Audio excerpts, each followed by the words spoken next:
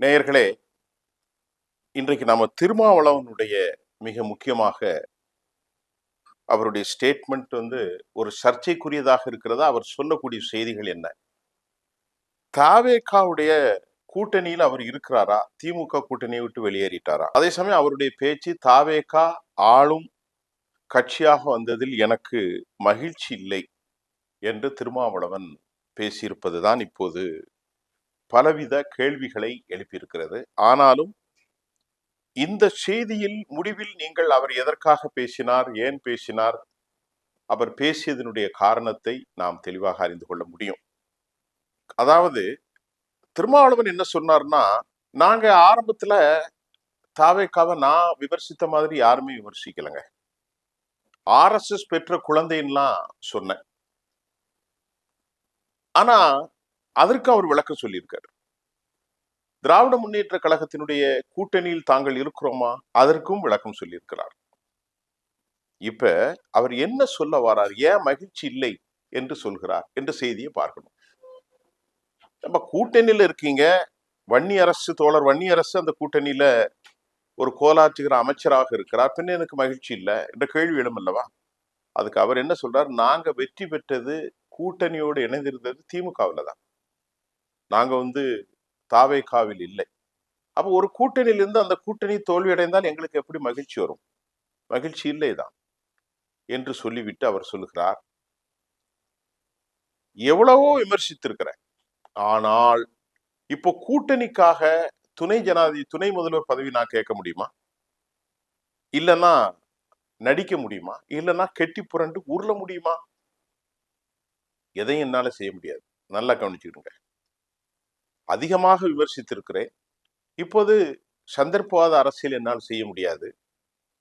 சந்தர்ப்பவாத அரசியல் செய்யாவிட்டாலும் கேட்பதற்கு ஒரு தகுதி இல்லாமல் நாங்கள் துணை முதல்வர் தர வேண்டும் என்று கேட்கவில்லை. பதவிக்காக கெட்டி புரண்டு உருளவும் இல்லை. இது திருமாவளவனிடத்தில் எப்போதும் இருக்காது என்பதை அவர் சொல்லிட்டார். சொல்லிட்டு அடுத்து சொல்றாரு, RSS உடைய குழந்தை, RSS வளர்ப்பு, RSS அட்வைசரி, RSS வழிகாட்டுதல், இப்படியெல்லாம் நாம் பேசினது உண்மை.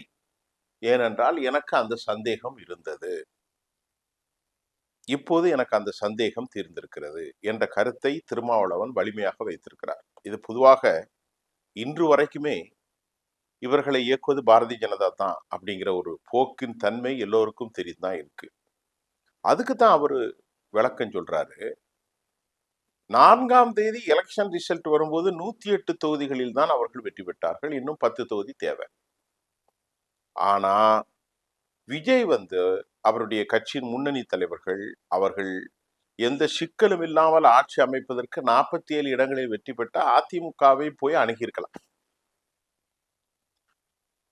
அணுகியிருந்தா அவர்களுக்குள் பரஸ்பரம் இலாக்காக்களை பிரித்திருப்பார்கள்.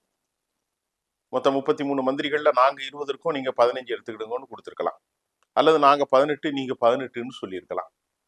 அல்லது நாங்க 15 நீங்க 15, எப்படியாவது பிரித்து உள்துறை எங்களுக்கு, போக்குவரத்து துறை உங்களுக்குன்றெல்லாம் சொல்லி அழகா நாம கதையை அவர் முடிச்சிருக்கலாம். ஆனா அவர் அந்த மாதிரி வேலை செய்யல. திமுக அவருடைய பரஸ்பர எதிரின்னு சொன்னாலும் திமுக கூட்டணியில பயணிச்ச எங்களை பார்த்தார். காங்கிரஸ் கட்சியின் தலைமைக்கு சென்று பார்த்தார். தோழர் வீரபாண்டியனை இந்திய கம்யூனிஸ்டுடைய பாலன் அலுவலகத்துக்கு சென்று பார்த்தார். அதே மாதிரி மார்க்சிஸ்ட் கம்யூனிஸ்ட் அலுவலகத்துக்கு சென்று பார்த்தார். விடுதலை சிறுத்தைகளுக்கு எங்களை தொடர்பு கொண்டார். இந்திய யூனியன் முஸ்லீம் லீக் மன்னடியில் இருக்கக்கூடிய பெரியவர் காதர் மீதினோடு தொடர்பு கொண்டு நாங்கள் தாமதிக்க போதும், சில நாட்கள் சில மணி நேரங்கள் காலதாமதம் ஆன போதும் அவர் எந்த நிலையிலும் அதிமுகவையோ மற்றவர்களையோ அணுகவில்லை, அணுகுவதற்கு அவர் விரும்பவில்லை. காரணம், மதச்சார்பின்மை என்ற ஒரு பேனருக்கு கீழத்தான் தங்கள் கட்சி வலிமையாக இருக்க முடியும் என்றும், நீண்டகால தமிழ்நாட்டில் தனக்கு ஒரு மிகப்பெரிய வாய்ப்பை இந்த தமிழ் மண் தரும் என்பதை அவர் உணர்ந்து சுயாதீனமாக நடவடிக்கை எடுத்ததால் தான் அவர் நான் பாராட்டுறேன். அதுக்கு முன்னாடி இந்த மாதிரி ஒரு நிலை கிடையாது. அதுக்கு முந்தி இப்படி ஒரு நிலை வரும் என்று கூட நான் நினைக்கல. ஆனா நினைக்காததுக்கு காரணம் என்னவென்றால், அதற்கு மூல காரணம் இதுதான். சந்தேகம் எல்லோருக்கும் வருவது இயல்புதான் அப்படின்ட்டு அவர் ஒரு clarification, that should be transparency. என்ன இருந்தாலும் அது வெளிப்படையாக இருக்கணும், டிரான்ஸ்பரண்டா இருக்கணும் என்று நாம் சொல்றோம்ல. அதை அவர் சொல்லிட்டார். நான் எல்லாம் அது சொல்லல போகலன்னா அவர் நடிக்கல, தெளிவா சொல்லிட்டார். ஏன்னா எனக்கு உங்க முடிவு ரொம்ப வியப்பளித்தது. அதான் உண்மை. ரொம்ப வியப்பளித்தது. தேர்தலுக்கு அப்புறம் நீங்க அதை தெளிவுபடுத்திட்டீங்க அப்படிங்கிறதையும் திருமாவளவன் அவர்கள் சொல்கிறார். அதனால நான் ஏற்கனவே விமர்சித்ததை பற்றி இப்ப என்கிட்ட யாரும் கேட்கவும் கூடாது, கேட்கவும் முடியாது. மாற்று கட்சிகள், எதிர்முகாமில் இருப்பவர்கள் எந்த கூட்டணியில் இருக்கார்களோ அந்த தர்மத்தின் அடிப்படையில் தான் நாங்கள் பேசுவோம். நாங்கள் இருந்தது திமுக கூட்டணி. எங்க கூட்டணி தோல்வி அடைந்திருக்கிறது. நான் மகிழ்ச்சி அடைய முடியாது. அந்த கூட்டணியில் இருந்து கொண்டு அந்த கூட்டணியின் சார்பாக நான் பேசியது உண்மை. அந்த கூட்டணியில் இருந்து கொண்டு அந்த கூட்டணியின் சார்பாக நான் பேசியது உண்மை உண்மை உண்மை. அதில் எந்த சந்தேகமும் இல்லை. ஆனால் இப்போது எனக்கு அது வியப்பாக ஏன் இருந்தது? இவருடைய நடவடிக்கைகளை பார்த்தேன், இவர் எங்களை அப்ரோச் பண்ணும் போதை பார்த்தேன், இவருடைய சித்தாந்தத்தை பார்த்தேன், இவருடைய கூட்டணி கணக்கு என்ன, இவருடைய ஐடியாலஜியை பார்க்கிற போது 47 இடங்களை வைத்து அதிமுகவோடு போயிருக்கலாம். அப்படி போயிருந்தால் நிலைமை வேறு மாதிரி மாறி இருக்கும் என்பது அவருக்கு சாத்தியப்படாமல் எங்களோடு இணைந்தது. நான் இப்பொழுது பேசியதை நான் உங்களுக்கு சொல்ல கடமைப்பட்டிருக்கிறேன் என்பதை ரொம்ப தெளிவா சொல்லியிருக்கிறார். இப்ப இந்த நிகழ்வை பார்த்து சொல்லிக்கொண்டு நாங்க என்னமோ பெரிய துரோகம் செய்து விட்டதாக திமுகவினர் சொல்கிற. எந்த துரோகமும் செய்யலைங்க. என்ன துரோகம் செஞ்சிட்டோம் திமுகவுக்கு? கூட்டணி என்பது பரஸ்பரம் இங்க உள்ள ஓட்டு அங்க போவோம், அங்க உள்ள ஓட்டுக்கு போவோம். எங்க கட்சி ஒரு தலித் அமைப்பு. எங்க கட்சியில ஓட்டு எவ்வளவு இருக்கு? தமிழ்நாட்டில் 20% ஓட்டு இருக்கு, 15-18% ஓட்டு இருக்கு. பறையர் சமூக ஓட்டுகள், பல்லர் சமூக ஓட்டுகள், அருந்ததி மக்கள் ஓட்டுகள், அதைத்தான் அவர் சொல்கிறார். அப்படி இருந்தாலும் எங்களுடைய வாக்குகள், விடுதலை சிறுத்தைகளுடைய வாக்குகள் அவருக்கு கொடுத்திருக்கிறோம், திமுகவின் வாக்கு வந்திருக்கும். ஆனால் ஒரு ஐடியாலஜி பேஸ்ல வட இந்திய சக்திகள் உள்ள வந்துடக்கூடாது, RSS சக்திகள் உள்ள வந்திருக்க கூடாது, சனாதன சக்திகள் உள்ள வந்துவிடக் கூடாது, அவர்கள் வேறு விதத்தில் அழுத்தம் வந்துவிடக்கூடாது என்பதைத்தான் நாங்கள் உணர்ந்திருக்கிறோம் என்பதைத்தான் அவர் அப்படி அழகா சொல்றதாக நான் புரிந்து கொள்ள முடிகிறது. இதே விஷயத்தை தான் பேராசிரியர் பெருந்தகை நம்ம காதர் மீதியின் அவர்களும் சொன்னார். அவர் சொன்னாரு, நாங்க விசுவாசமா இருந்தோம்னா எங்களுக்கு அழுத்தம் ரொம்ப அதிகம், மிகுந்த அழுத்தம், கொஞ்ச நெஞ்ச அழுத்தம் இல்லை. அந்த அழுத்தத்தை தாங்கிய பின்புதான் நான் இந்த முடிவை எடுத்தேன். இதற்கு மேல் நாம் தாங்க முடியாது. அதற்கு காரணம், நீங்கள் திமுகவை தொங்கிக் கொண்டே இருக்க வேண்டாம். நீங்கள் ஒருவேளை இங்கே விட்டுவிட்டால் அது உண்மைதான், அது பெரிய சிக்கலில் உருவாக்கிவிடும். கடந்த காலத்தில் எம்ஜிஆரோடு இந்த சமுதாயத்தினர் எடுத்த முடிவுகள் தவறாக அமைந்து விட்டதனால் நாங்கள் இப்பொழுது அந்த முடிவை யோசித்து எடுத்தோம் என்று சொன்ன அதை மாதிரி தெளிவான பதிலைத்தான் அவர் சொல்லியிருக்கிறார். இதில் எந்த விதமான தப்பும் இல்லை, நாங்கள் துரோகம் இழைக்கவில்லை என்று சொன்னிய திருமாவளவன் எங்கள் கட்சியிலிருந்து சென்ற பனையூர் பாபு, அவருடைய பேரை கூட அவர் சொல்லல, அவருக்கு விழா எடுத்து விட்டு விடுதலை சிறுத்தைகள் கட்சி எங்கள் கூட்டணியில் இல்லை என்று நாங்கள் அறிவிக்கவில்லை. அறிவித்தது யார்? அண்ணன் ஸ்டாலின் அவர்கள் தான். அதே சமயம் நாங்க கூட்டணியில தாவேக்கால இருக்கமா? இல்லை, இதுவரைக்கும் இல்லை. ஆட்சிக்கு அதிகாரத்தில் ஆட்சியில பங்கெடுத்திருக்கிறோம். கூட்டணியில் இருக்கிறோமா என்றால் அது கேள்விதான். கூட்டணியில் நாங்கள் இல்லை. திமுக கூட்டணியை விட்டு நாங்கள் விலகவில்லை, ஆனால் திமுகவே எங்களை கூட்டணியில் இல்லை என அறிவித்து விட்டது என்று அதற்கும் சாதுரியமான புத்தி கூர்மையான ஒரு அழகான பதிலை தோழர் விடுதலை சிறுத்தைகளுடைய தலைவர் திருமாவளவன் வழங்கி இருக்கிறதா நாம் அதை பார்க்க முடிகின்றது. அதே சமயம் தாவேகாவின் தலைமையில் ஒரு கூட்டணி அமைந்தால் அதில் நீங்கள் இருப்பீர்களா என்ற கேள்விக்கும் யூகத்திற்கும் அவர் பதில் சொல்கிறார், நிச்சயமாக இருப்போம். நாங்கள் நம்பிக்கையானவர்கள், உண்மையானவர்கள், எதற்கும் விலை போக மாட்டோம். இந்த கூட்டணியில 5 ஆண்டுகள் தொடருவோம், எந்த டவுட்டும் இல்லை. நம்பிக்கையோடு நாங்கள் தொடருவோம். அதில் நீங்கள் எந்த விதமான சந்தேகமும் பட வேண்டாம் என்று அது அவங்களுக்கும் தெரியும்.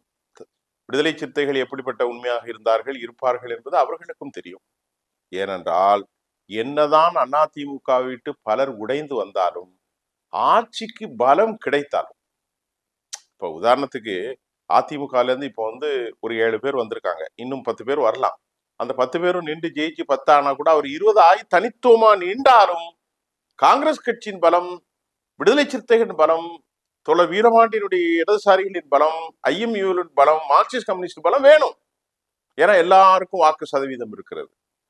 இப்ப தனித்து நின்று அவர்களால் எவ்வளவு பெற முடிஞ்சது? 108 தொகுதி தான் பெற முடிஞ்சது. இன்னைக்கு பல தலைவர்கள் வந்திருந்தால் அங்கங்க கொஞ்சம் இன்ஃபுளுன்ஸ் வரும், அதுல எல்லாம் டவுட் இல்ல. அவர்கள் இன்னும் அதிகம் பெறலாம், ஏன் மெஜாரிட்டியாகவும் வரலாம். ஆனாலும் கூட்டணிகள் கட்சி என்பது ஒரு சித்தாந்த ரீதியாக இன்றைக்கு அனைத்தும் வட இந்திய அரசியலுக்கு எதிரானவர்கள் தான். காங்கிரஸ் கட்சி எடுத்துக்கொண்டாலும், 2 கம்யூனிஸ்டுகளை எடுத்துக்கொண்டாலும், விசிகேவை எடுத்தாலும், ஐஎம்எல் எடுத்தாலும், அவர்கள் ஒரு ஐடியாலஜியா டிஎம்கே தனிச்சு வச்சுட்டாங்க. இப்ப இன்னைக்கு இவர்களுக்கு ஒரு பெரிய அளவுல ஆன்டி இன்கம்பன்சி 2.5 மாசமா ஒன்றும் கிடையாது. இனி வரலாம், வராமல் போகலாம். ஆனால் தெளிவான நம்பிக்கையான பார்ட்னர்களை தேர்ந்தெடுத்திருக்கிறார். மட்டுமல்ல, விடுதலை சிறுத்தைகள் நாங்க தொடர்ந்து பயணிப்போம், அதில் எந்த சந்தேகமும் இல்லை, சொன்னதுதான், மாறுறதெல்லாம் எங்கள்கிட்ட கிடையாது அப்படின்னு தெளிவுபடுத்தியிருக்காரு. என் தம்பிகளுக்கு ஒரு செய்தியை சொல்றேன் அப்படின்னு திருமாவளவன் ஐயா அவர்கள் சொல்கிறார். என்ன சொல்கிறாருன்னா, திமுகவோட கூட்டணி இல்லைன்னு நான் அறிவிக்கல, நான் ரொம்ப மதிக்கக்கூடிய அண்ணன் ஸ்டாலின் ஐயா அவர்கள் தான் சொல்றாங்க, நான் சொல்லல. அதனால யார் மீது தனிப்பட்ட முறையில் திருமாவளவனுக்கு காழ்ப்புணர்ச்சி ஒன்றும் இல்லை. அரசியல் என்பது வேறு, தனிநபருடைய பழக்கம் என்பது வேறு. இது என்னுடைய புறப்புல ஊர்ந்தது, என்னுடைய பண்பில் ஊர்ந்தது. மாற்று கருத்து கொண்டிருக்கக்கூடிய எல்லாரையும் போய் பார்த்து பேசுவேன். இப்போ உதாரணத்துக்கு அக்கா தமிழிசையோடு அப்படித்தான், பொன் ராதாகிருஷ்ணனோடு நேரடியாக போய் பேசுவேன். ஏன் அன்புமணி ராமதாஸ் விமான நிலையத்தில் நானே சென்று பேசுவேன். எல்லோரோடும் பேசக்கூடிய ஒரு நல்ல பழக்கம். இது என்ன மாற்றிக்கிட முடியாது. இது என்னுடைய பண்பு, எனது பிறப்பு, எனது பிறவி குணம் என்பதாக திருமாவளவன் அவர்கள் அழகா சொல்லியிருக்காரு. இதற்கு மேல் விளக்கம் ஒன்றும் தேவையில்லை. திருமாவளவனால தாவேகா பெரிய பலன் பெறப்போகிறது. இன்றைக்கு அவர் இருந்திருந்தால் இன்னும் தலித் வாக்காளர்கள் ஏராளமான பேர் போயிட்டாங்கன்னு சொன்னாலும் கூட, இப்ப 2 பேரும் ஸ்ட்ரென்தன் ஆனது திமுகவுக்கு பெரும் சிக்கல். ஐஎம்யூஎல் பெரிய அளவுல இஸ்லாமியர்கள் வாக்குகள் இல்லை என்றாலும் அது ஒரு பெரிய பழைய கட்சி. இடதுசாரிகள், காங்கிரஸ் எல்லாம் ஒரு பெரிய பலமானவர்கள் தான், இல்லை என்றெல்லாம் சொல்ல முடியாது. இப்போது இந்த பலத்தை அவர்களுக்கு மேலும் கொடுப்பது தமிழ்நாட்டில் பலம் பெருந்திய கட்சிகள் போன்று ஒரு மாய பிம்பம் கட்டமைக்கப்பட்ட பாஜகவுக்கு இன்றைக்கு தலைமையே இல்லை. இல்லை. இப்ப 12ஆம் தேதி லீடர்ஸ்ங்கிற அமைப்பு அவர் ஆரம்பிக்க போறார். அவர் பெரியார் அந்த மாதிரியான கொள்கைகளை, தமிழ் தேசிய கொள்கைகளை, திராவிட தேசிய கொள்கைகளை கொண்டு வருகிற ஒரு ஆட்சியை, அவர் ஒரு அரசாங்கத்தை, ஒரு அனைவருக்குமான ஒரு ஆர்கனைசேஷனை கொண்டு வர போகிறார். இந்த நிலையில் திருமாவளவனுக்கு இதில் லாபம் ஒன்றும் இல்லை. இவர்களையெல்லாம் இணைத்து கொண்டு பயணிப்பது அனுபவ குறைவான விஜய்க்கும் அவருடைய கட்சிக்கும் தான் லாபமே தவிர, அவர்களுக்கு அந்தஸ்தை தவிர வேறு இடதுசாரிகளுக்கோ, திருமாவளவனுக்கோ, ஐஎம்யூலுக்கோ, காங்கிரஸுக்கோ எதுவும் இல்லை. இவர்களால் பலன் பெற்றவர்கள் அவர்கள்தான், பலன் பெற்று கொண்டிருப்பவர்கள் அவர்கள்தான். இன்னும் நாளை மிகப்பெரிய பலனை பெறப்போறோம் அவர்தான். ஆகவே அவர் சொன்ன கருத்துல என்னது புரிதல் இவ்வாறு தான் இருக்கிறது. ஆகவே தெளிவுபடுத்தி விட்டார். அப்ப திமுக காரன் சொன்ன மாதிரி துரோகம்லாம் ஒண்ணு இல்லை. கூட்டணி என்பதே ஒரு அக்ரிமெண்ட் தான். திருப்பி கேட்டா அந்த அக்ரிமெண்ட்ல இருந்து முடிச்சுட்டு போறது தப்பு இல்லை. அவர் தான் அழகா சொல்லிட்டாரு, களச்சூழலுக்கு ஏத்தவாறு நாங்க போனோம், அடுத்தவங்க கால் பதிக்க கூடாதுன்னு.